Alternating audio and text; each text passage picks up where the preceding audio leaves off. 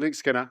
I work for SAP. I work within our Global Strategic Initiatives team, which is as hard to say in front of this audience right now as it is in front of customers. Prior to that, yeah, you're right, I was the Global Account Director for Barclays at SAP, and during that time, I completed my master's degree with Consalia. So, I was wondering for how many of the people in the room, you have a similar situation like this. It's 8 a.m., you open your laptop. But really, your day started about 8 p.m. last night when the customer texts you to say, where's the contract? It's a simple request. That simple request is not quite so simple, is it really? And it sent a cascade of challenges into your inbox at 8 o'clock on what is today, Thursday morning. 8 o'clock, finance, they're blocking the release of the contract. Apparently you've got an overdue invoice in some other part of the customer's business that has nothing to do with what you're doing on your multi-million-pound contract for about 4K. And it's your responsibility to go and chase it down and get it paid. Then at 9 o'clock, legal. They've decided they want to renegotiate the indemnity clause that they only negotiated with the client last year in the T's and C's. Next up is 10 o'clock, and you've been pulled into a call with your technical team. They tell you they've actually misscoped the solution. And that means that the sales team can no longer offer the pricing that you've already told the customer.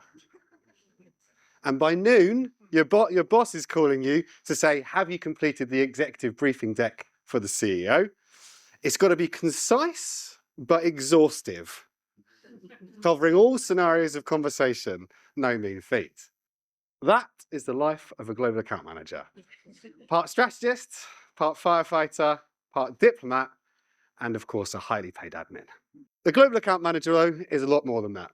And in my humble opinion, is the linchpin of an organization. They thrive in the complexity and ambiguity, and they create value from that flexibility and ambiguity, from that complexity and ambiguity. So let's understand, so as I now risk becoming that corporate consultant who tries to understand academic work, let me talk to you about what my understanding of a global account manager is.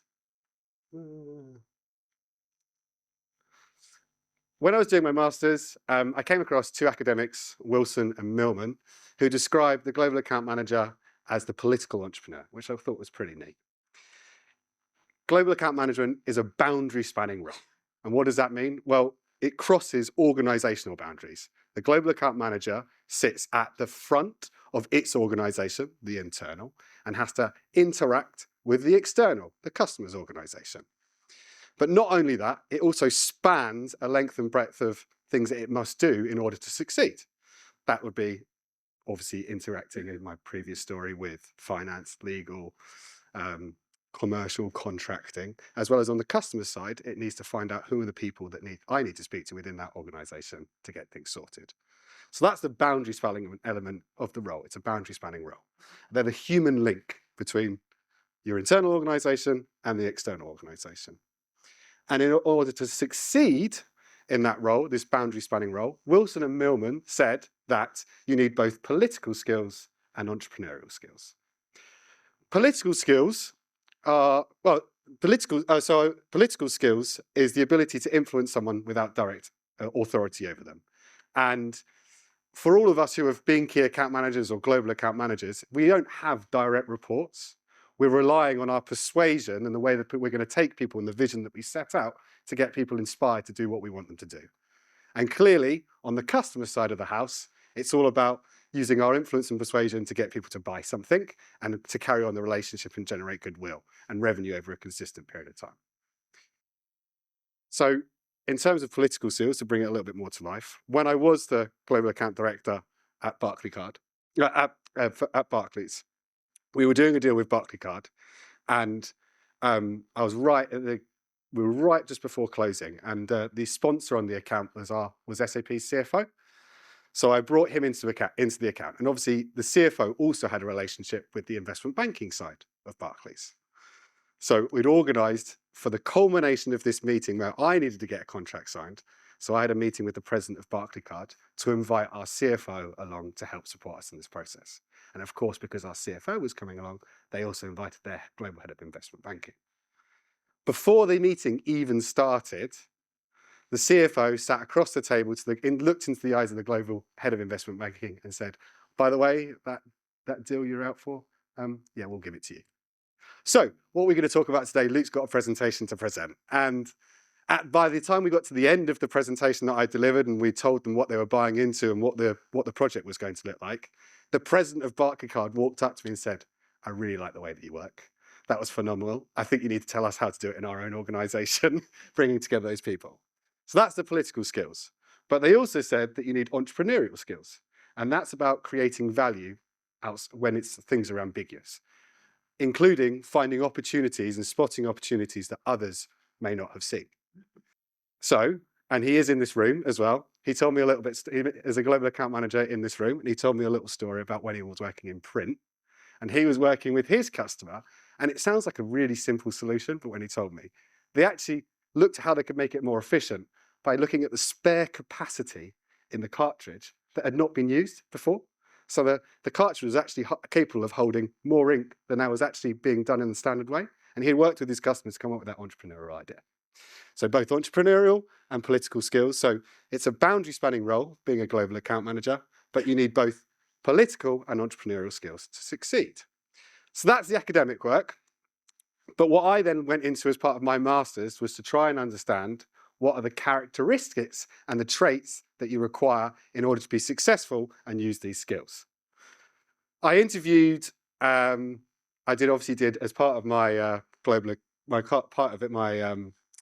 master's, I did an ethnographic study on myself.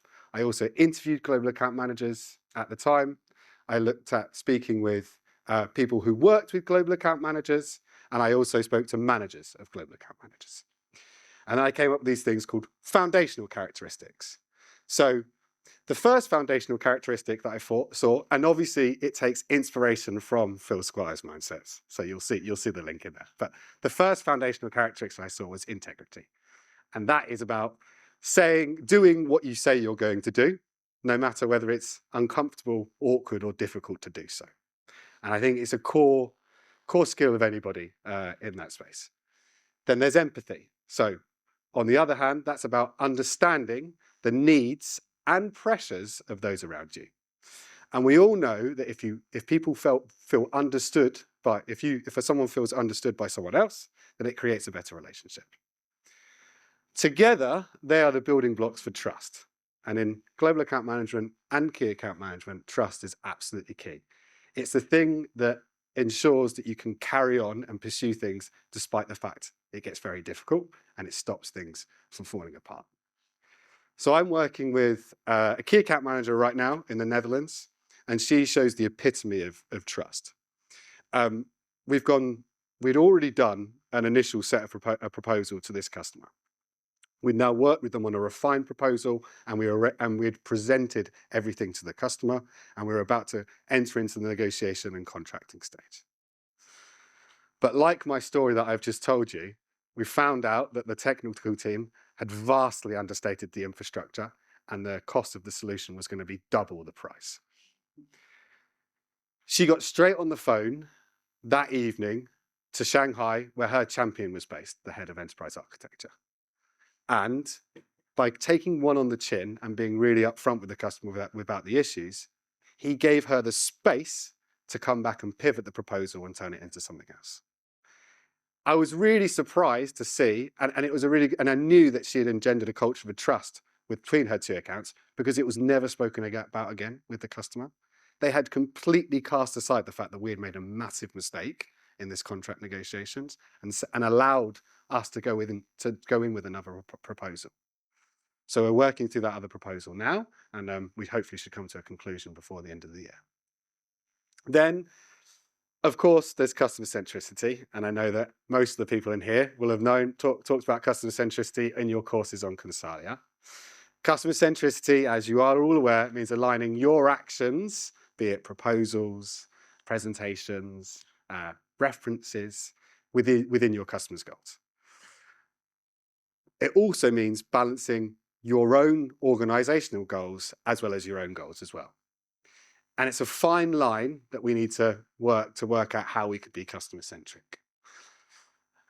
I look back at one of the first global account managers I worked for, and he was very much on the customer side, to the point where he not only did he have a pass to go into the offices, which is always a good sign, but he also was given the hotel rates for the hotel in Canary Wharf that the staff stayed in. And that customer centricity was a bit of a downfall, because we ended up negotiating a contract where the customer was saying we need to use our T's and C's and our paperwork. That was great for that initial contract that we signed. However, subsequently, and for the next 7-8 years, it was increasingly hard to do business with that customer, because our terms, the people providing the product, were changing iteratively every year, and this was frozen in time and really hard for our legal team to not only interpret the terms the customer has got, but also trying to put on top the terms that we've now changed to change in that time. So it was not a very good thing to do in terms of the long-term strategy of that account. Now, being in my current role and sitting slightly outside from the global account managers and looking in, it's given, and whilst I'm negotiating deals, being aware of customer centricity, but also being aware of our wider business, I'm now much more confident about stepping back and saying no to balance our priorities. So I, for example, know that an annual price increase is important to us as a business.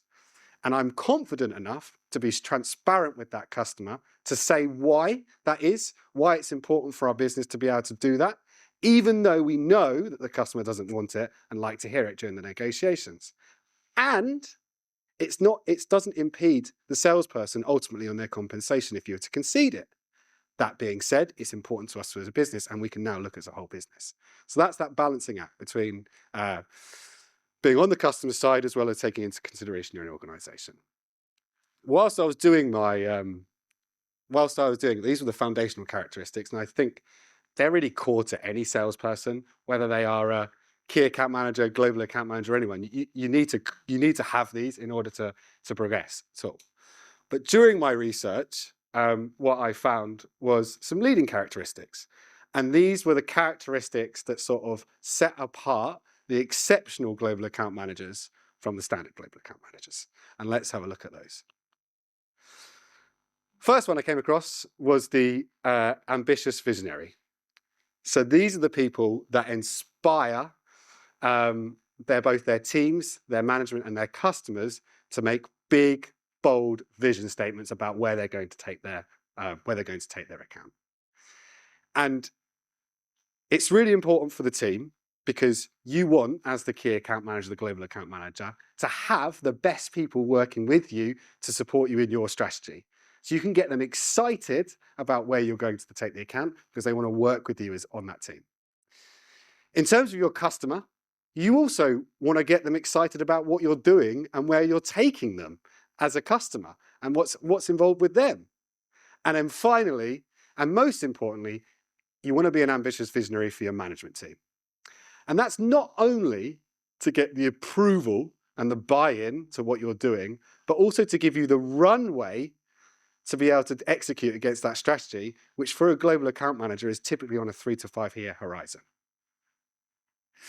The person that comes to mind when I think about ambitious visionary, if you want me to bring it to life, and he has had a bit of a fall from grace, is the WeWork founder, Adam Newman. And this is a personal one for me because my wife worked for WeWork pre-hype, during the hype, and post-hype. So I know what it was like to be there. He fundamentally wanted to reimagine the way in which we work, and no more do we walk into a Regis with stale coffee, stale receptionist, and white clinical walls, but we now walk into an office space that was completely different. You had a lively, energetic staff on the front desk. You had events happening every evening, and of course it came with ping pong tables, beer taps, and a complete different architecture in the way you wanted to work. Quite a fall from grace, but he did manage to convince the world's largest tech investor, SoftBank, that an office company was actually a technology company, and managed to get a valuation of $47 billion. I mean, whatever you say, very ambitious and a visionary. The second leading characteristic I came across was the player coach. So global account managers have got a long virtual or supporting team around them that they know how to delegate and allocate resources to make sure they get the best out of people and make sure they can stretch across the whole account. But they also know at critical times at what points to roll up their sleeves and get involved themselves. Maybe it's chasing through that technical support ticket so the customer can resolve the issue, or going line by line through the contract or the numbers just to make sure that the team have got the right things going on. You need to balance where you're going to lead and where you're actually going to get involved with the team. But there's also a scale up, scale down perspective I put to player coach. And that's an ability, the greatest global account managers had the ability to speak both confidently and as a peer to the C-level executives, as well as to the developers and architects down the bottom. And they have a valuable conversation at each level, and they change the way in which they talk to those executives at each level and those people involved at each level. The person that comes to mind for me on this, and it's probably one of my favorite TV shows, is Band of Brothers. It came out a long time ago, but if you think about Captain Dick Winters, played by Damian Lewis, he really embodies that player coach. He knew, and he was uncomfortable to initially do so, but when he would stand back and be able to coordinate the battlefield with the staff officers, but also when to step in and get engaged with his soldiers.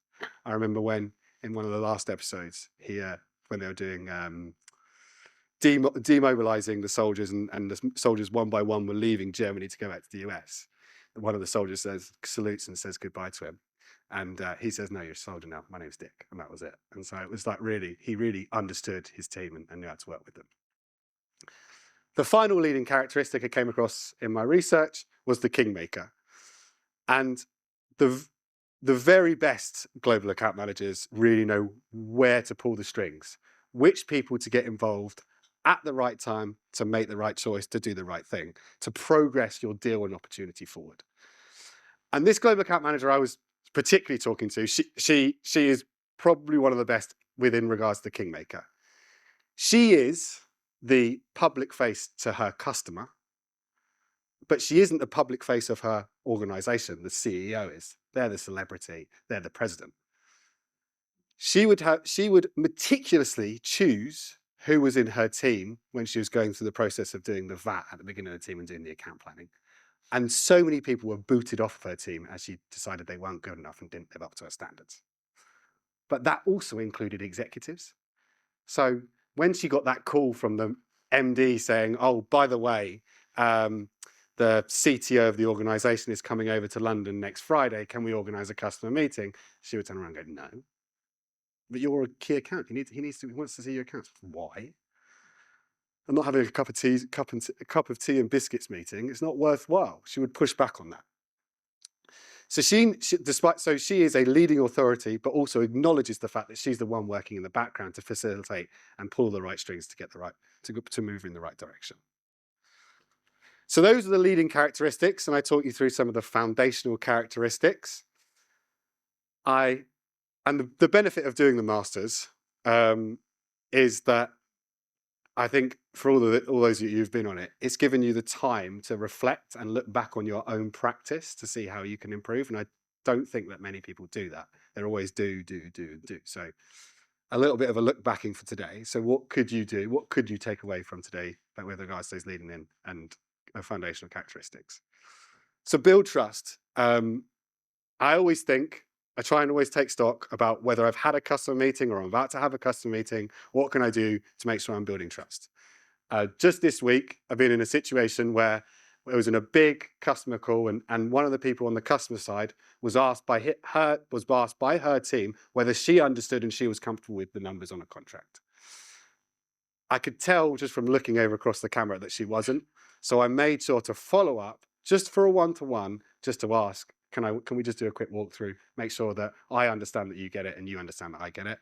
And we just went through the numbers and make sure she felt comfortable. So next time she has to go and present to her management team, she can do so confidently. Balance priorities. This is obviously where the customer centricity piece comes in. Be confident in the moment to say no, but also be aware that every single time that you do something, it has to be relevant to that customer. You need to be asking why now? Lead with vision. So not only should I ask myself why now, but also why not? What can we do? Should we be going bigger? Should we be going bolder? Go big. Go absolutely big. We often find ourselves negotiating with ourselves when we want to present a proposal to a customer because we think it's unreasonable. I try and always go to that, stretch the team, make them feel slightly uncomfortable when they put that number in there. As long as you can justifiably, because as long as you can justify it with plausible justification, then it's fine. And finally, in sales, we can't deliver results. It's not one of the, that's not part of what we do. But all we can do is try and orchestrate success.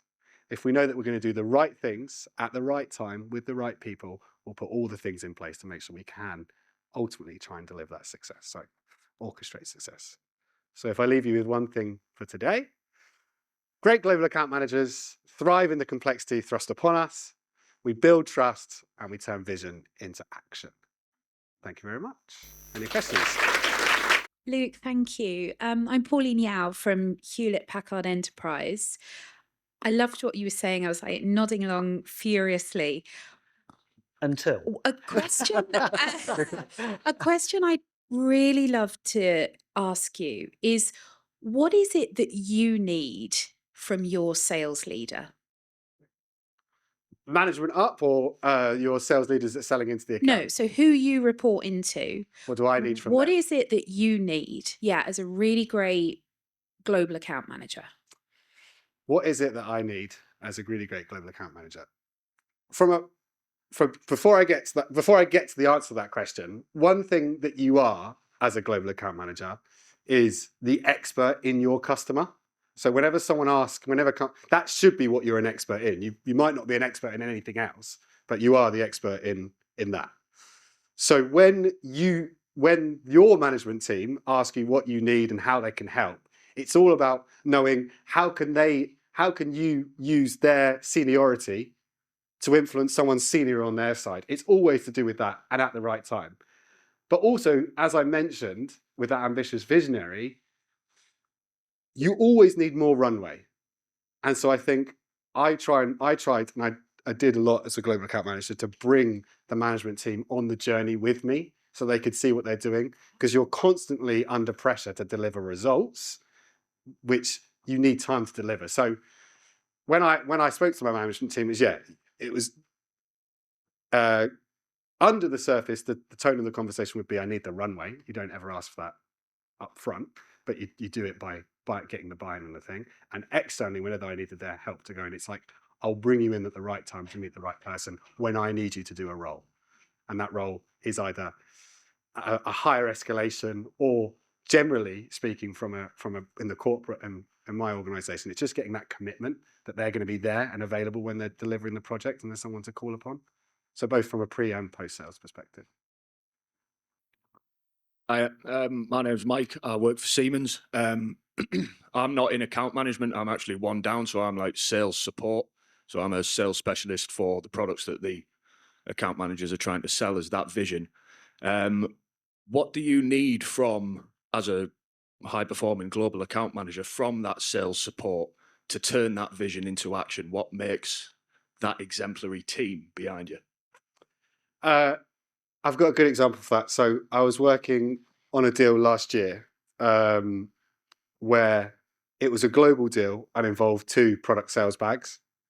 And in order to get the customer to buy into the long-term vision, I needed to get agreement from one of the sales guys from that specific product bag to let go of some short-term sales drivers and bundle his deal into the long-term deal to generate success, which meant he actually took quite a little bit of a haircut on his deal. But it meant that as an account team, they could have a broader conversation with more people,